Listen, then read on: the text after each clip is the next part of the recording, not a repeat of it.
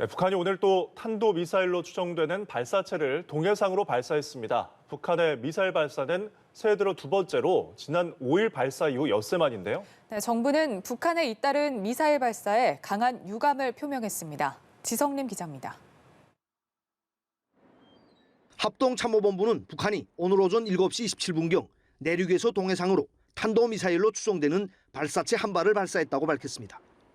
이어 한미정보당국이 추가 정보를 정밀 분석 중이라며 군은 추가 발사에 대비해 대비 태세를 유지하고 있다고 전했습니다.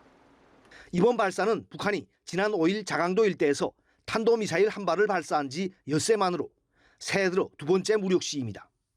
북한은 엿새 전 발사에 대해 극초음속 미사일 시험 발사라고 발표했습니다. 오늘도 자강도 일대에서 발사가 이루어진 것으로 알려져 북한이 극초음속 미사일을 추가 발사했을 가능성이 제기됩니다. 북한은 지난해 9월 처음 쏘아올린 극초음속 미사일 화성 8형도 자강도에서 발사했습니다.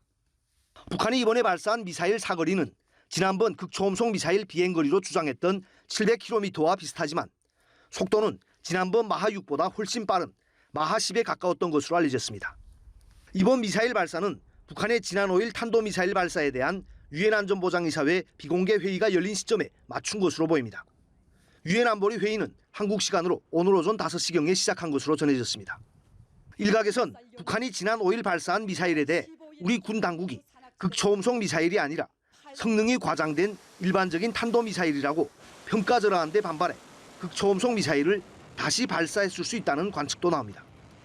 정부는 오전에 국가안전보장회의 상임위원회 긴급회의를 열고 북한이 연초부터 잇따라 미사일을 발사한 의도를 분석하고 정세 안정이 매우 기묘한 시기에 이루어진 이번 미사일 발사에 대해 강한 유감을 표명했다고 청와대는 밝혔습니다.